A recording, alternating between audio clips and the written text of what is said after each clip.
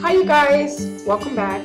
I am so excited to show you guys all how I make this delicious grilled chicken. Now first I added the butter and the garlic to a small saucepan.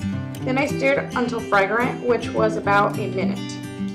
Then I added the smoked paprika, honey, and sriracha sauce, and I combined and let simmer for 4 to 5 minutes. I have this thing about chicken, and I would not want anybody getting sick because I did not cook the chicken throughout.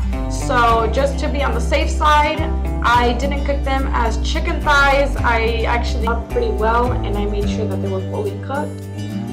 If you know how to cook chicken really well, then I would suggest just leaving it as thighs. And if you cut it up like I did, you can serve it with some rice, which I wish I could have done.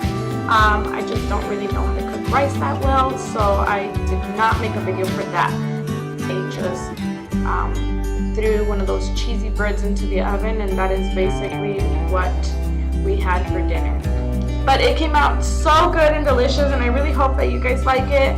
And please leave me a comment down below if you made this and you also love this grilled honey sriracha chicken thigh. Thank you, and I hope you guys have a great day. Bye.